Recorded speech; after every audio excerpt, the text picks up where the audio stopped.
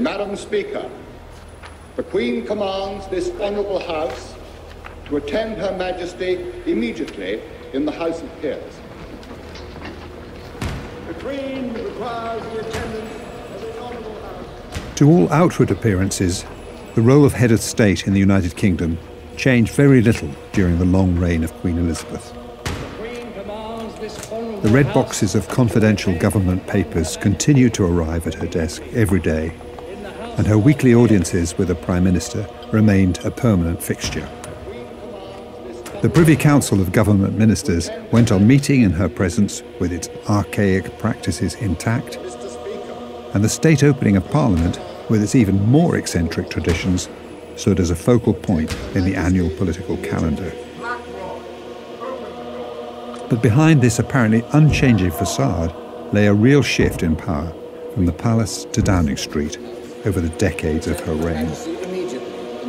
This was probably inevitable. As the fate of the House of Lords had shown, political power based purely on an accident of birth was no longer deemed acceptable. Unlike some of her predecessors, the Queen was always inclined to shrink away from confrontation. Whenever possible, she tended to take the line of least resistance when dealing with her prime ministers. This means that the UK has voted to leave the European Union. But close to the end of her reign, she was confronted with Boris Johnson, her 14th prime minister. Apparently untroubled by precedent or political norms of behaviour, he was unlike any she'd had to deal with before. And this raised an awkward question, and one with no obvious answer. If the head of state did not feel able to constrain a rogue prime minister, who would? A royal assent to acts passed by both houses, and to also declare the prorogation of Parliament. For Tortoise, this is the second Elizabethan age, with me, Richard Lambert. Episode 4, The Head of State.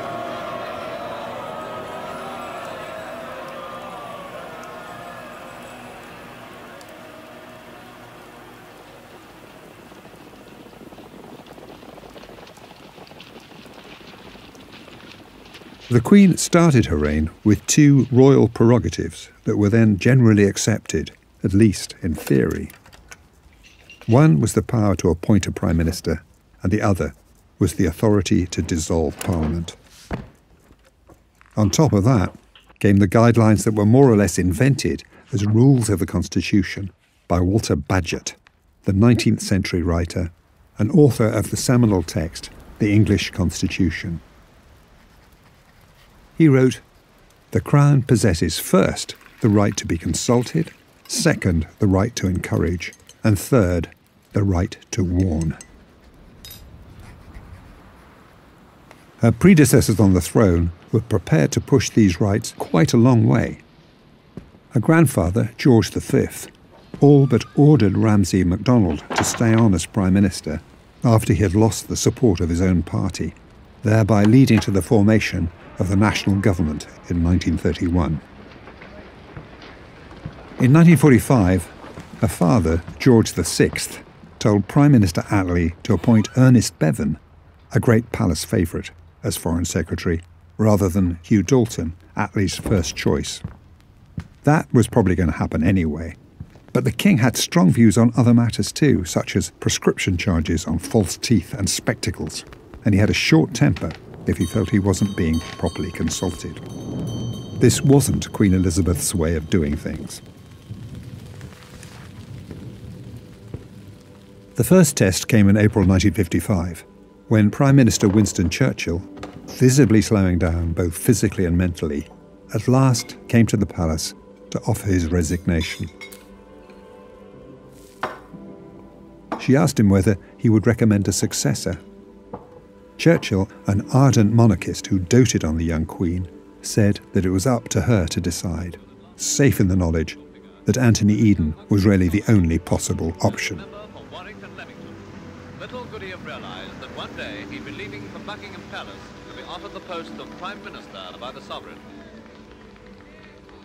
That was to be the last time she was offered what was, at least notionally, a free choice. The big challenge for her role as head of state came in October 1963, when Conservative Prime Minister Harold Macmillan, suffering an acute prostate problem and worn out by political upheavals, suddenly resigned. Unlike Churchill, Macmillan was more than willing to offer his advice, heavily slanted in the improbable direction of Alec Douglas Hume, the 14th Earl of Hume, and away from the more obvious candidate, Rab Butler, who Macmillan was determined to keep out of office. A student at the time, I wasn't much interested in politics, but even to me, this outcome seemed completely bonkers. Should she have accepted Macmillan's guidance? In theory, she didn't have to, not least because he'd already resigned. But she knew and liked Hume, a fellow landowner in Scotland, and as her former private secretary told biographer Ben Pimlott many years later, Rab wasn't her cup of tea. When she got the advice to call Alec, she thought, thank God. Of course, it would have been difficult for her not to trust her outgoing Prime Minister and look for advice elsewhere. But the arguments that raged about this decision effectively brought an end to the monarch's freedom to choose. The main political parties took to electing their own leaders as their prime ministerial candidates. What happens at this election will decide what kind of Britain you and your children will live in for the rest of your life. There were still moments when she might have been called on to act, such as that exciting weekend in February 1974, when it emerged that Prime Minister Edward Heath had not won the election, but neither had he clearly lost or resigned. Such uncertainties were finally put to bed when a new civil service document, the Cabinet Manual, was published in 2010. This reported that the scope of the royal prerogative power, which is the residual power inherent in the sovereign, has evolved over time. Originally, the royal prerogative would only have been exercised by the reigning sovereign. However, ministers now exercise the bulk of the prerogative powers either in their own right or through the advice that they provide to the sovereign, which he or she is constitutionally bound to follow. From then on, there could be no doubt about who did not call the shots.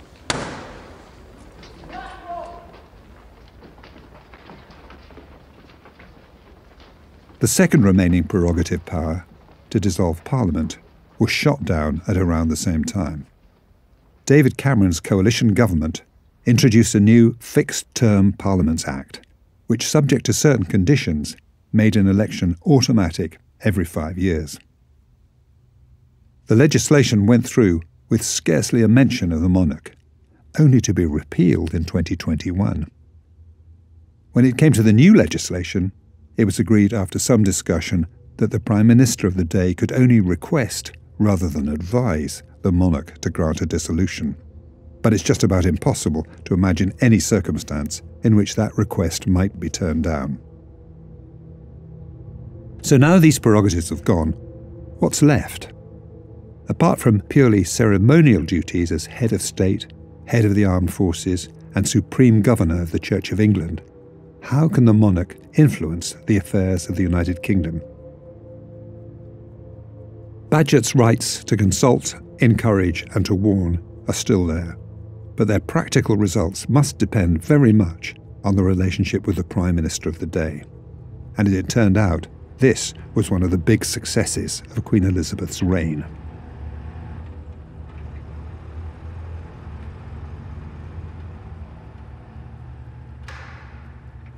No one else is present at the weekly meetings between the Crown and the Prime Minister.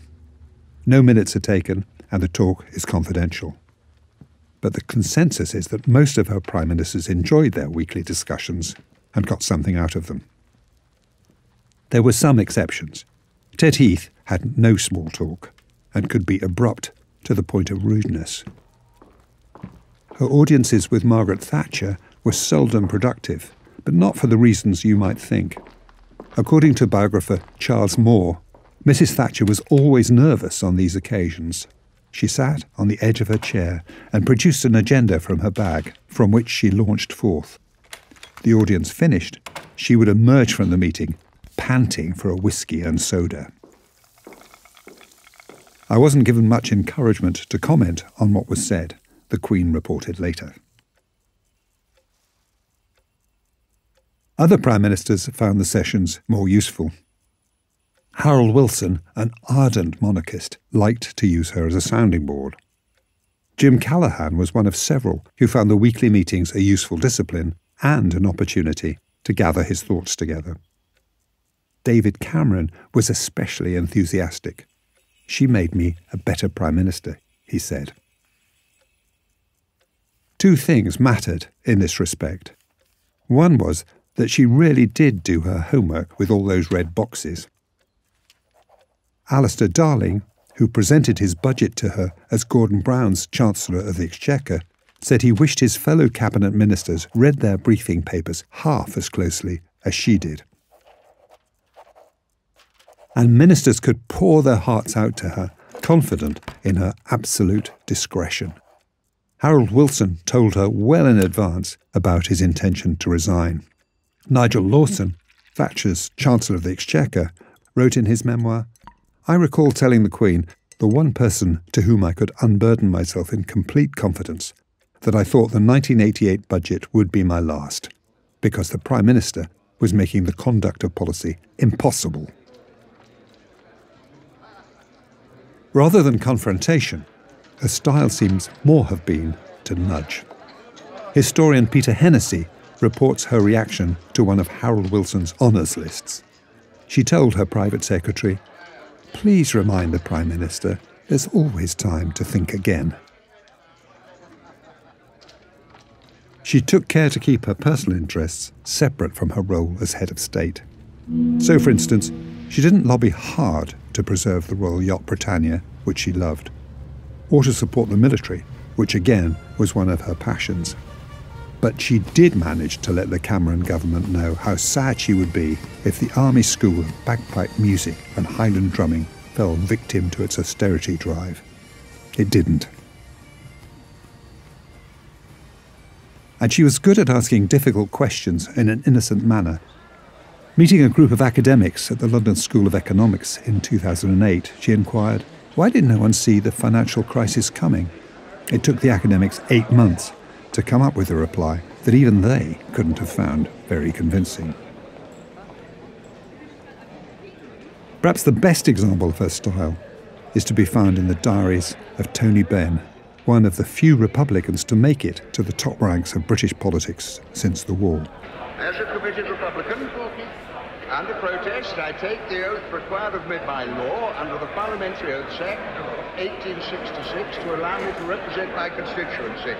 I, Tony Benn, do solemnly and sincerely and truly declare and affirm that I will be faithful and bear true allegiance to Her Majesty Queen Elizabeth and her successors according to law. Appointed to the cabinet for the first time in 1964 as Postmaster General, he decided his mission was to take the Queen's head off the postage stamp and replace it with an attractive design and some neutral form of wording, perhaps United Kingdom postage. Fired with enthusiasm, he commissioned possible examples, took them round to the palace and spread them out on the floor for the Queen to admire. In his words, Benn used all the charm he could muster, and the Queen responded in kind. He came away feeling, as he put it, absolutely on top of the world. The fact is, the palace is determined not to get into any controversy in which they might be seen to be holding back popular clamour for change. But for reasons that were never clear to him, things didn't seem quite to work out. Civil servants appeared reluctant to act. The Prime Minister was not enthusiastic. Geoffrey Fisher, the retired Archbishop of Canterbury, wrote to say that since he'd had the honour of placing the crown on the Queen's head, he thought it inconceivable that anyone would think of removing it from the stamps. Benn came up with all kinds of cunning wheezes in response. One was to commission a series of stamps featuring horses, which he knew the Queen loved. But by July 1966, he had to admit defeat. Promoted to Minister of Technology, he went to the Privy Council to kiss the Queen's hand. "I'm sure you'll miss your stamps," she said. More serious challenges for the head of state lay ahead, and she dealt with them in different ways. One was the growing pressure on the makeup of the United Kingdom. In her Silver Jubilee address to both Houses of Parliament in 1977, she declared, "I cannot forget that I was crowned Queen of the United Kingdom of Great Britain and Northern Ireland.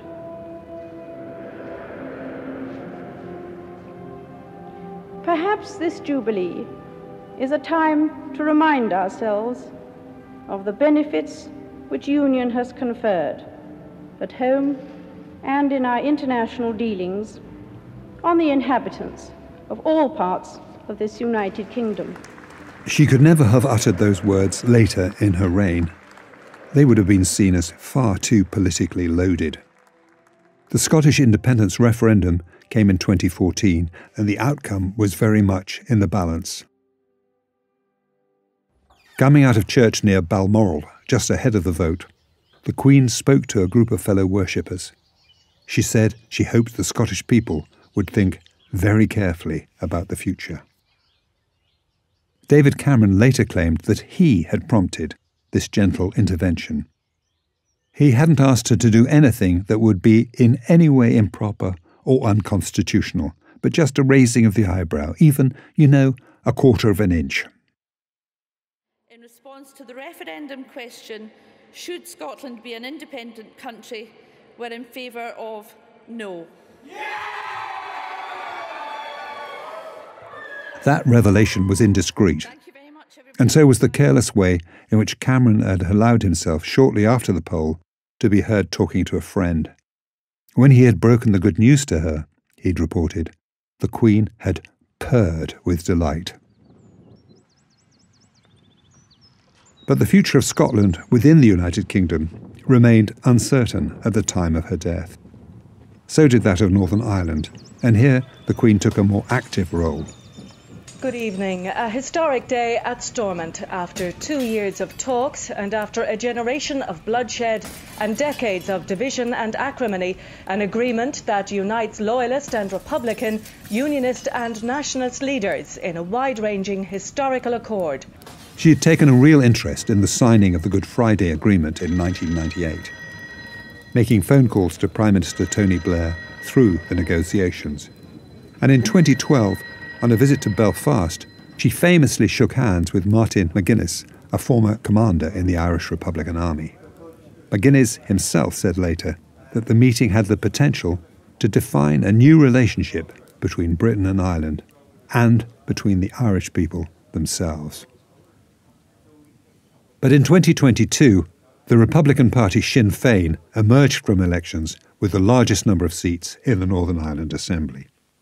No changes in the relationship with Britain seemed imminent.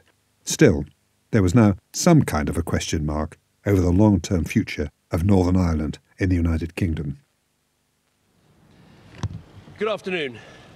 We are approaching one of the biggest decisions this country will face in our lifetimes, whether to remain in a reformed European Union or to leave.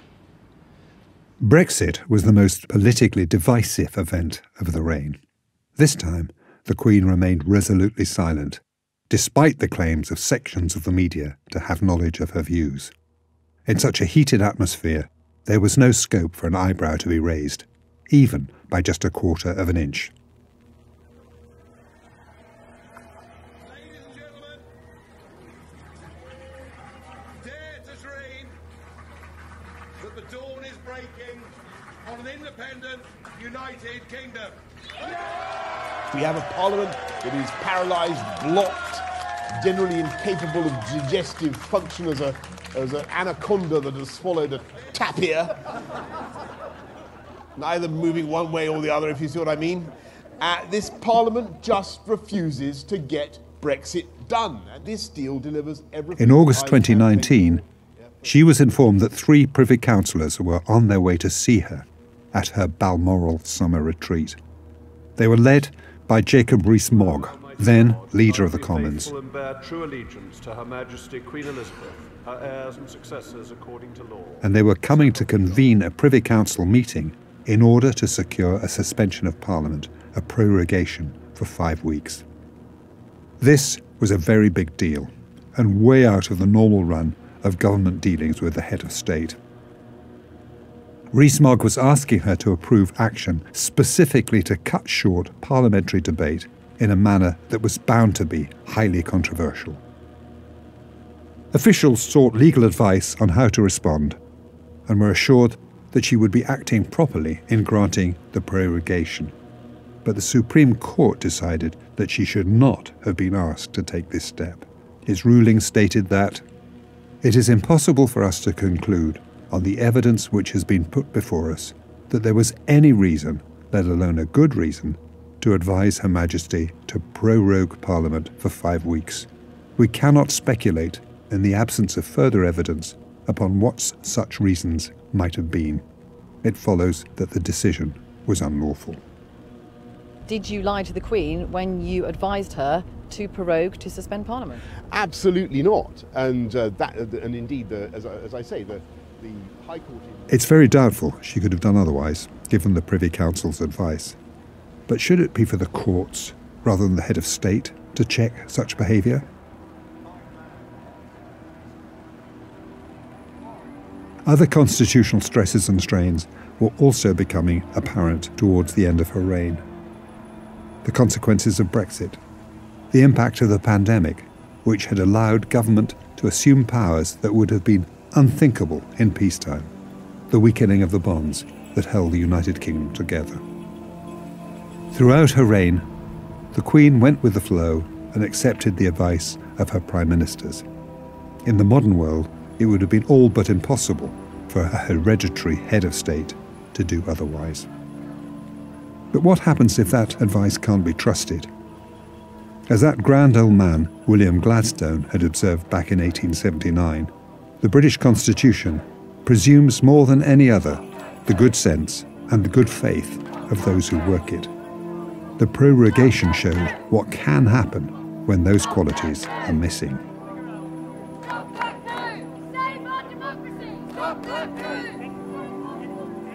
You've been listening to The Second Elizabethan Age, a Tortoise Media production. It was written and presented by me, Richard Lambert. It was produced and sound designed by Oliver Sanders. And the executive producer is Jasper Corbett.